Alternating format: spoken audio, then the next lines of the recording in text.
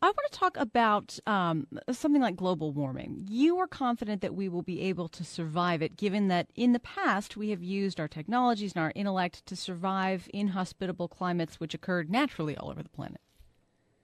Yes. So global warming is one of the first challenges that face us as global challenges that face us as a result of technology, really, or improving things. So we've improved a whole lot of things, and as a result, a slow worsening has happened in part of our environment. Now, this has happened on a smaller scale thousands of times. I'm old enough to remember when many of the cities in England had smog, and the London fog was deemed to be part of the London scene. Wasn't even thought of as a thing that humans could undo.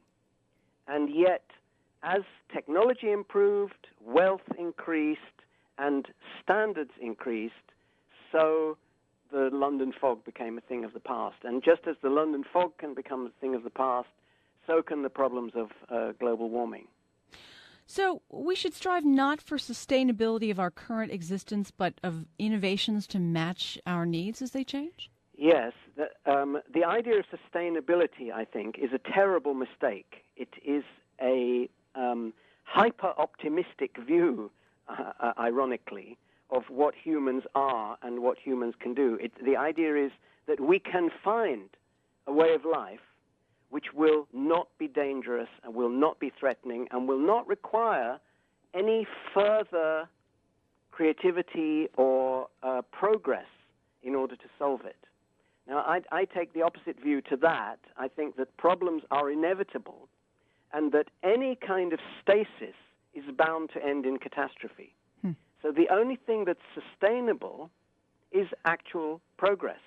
And what we need to do in regard to global warming, but even more in regard to the things that are coming up that we don't yet know about, which might be far more dangerous for all we know, is to build up knowledge, scientific knowledge, and also technological knowledge, and also wealth, to be able to deal with unforeseen problems when we discover them, and, alas, also to recover from disasters that we fail to foresee. And I guess as challenging as it is to create new solutions and innovations technologically, that's still easier than changing the basic nature of human beings and what they want and how they act. Well, it's more than that.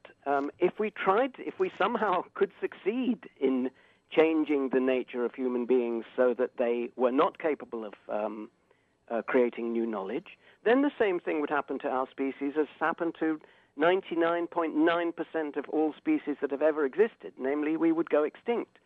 In fact, we would go extinct much faster because our ecological niche depends on creating new knowledge.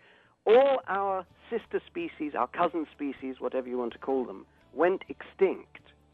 And they went extinct not because they created too much knowledge and fell foul of the unintended consequences of their knowledge, but they went extinct precisely because they lived the sustainable lifestyle to which evolution had adapted them. And evolution played the same nasty trick on them as it usually plays on species. It wiped them out for doing so. David Deutsch is my guest. He's a fellow of the Royal Society and professor of physics at Oxford University. His new book is called The Beginning of Infinity: Explanations that Transform the World.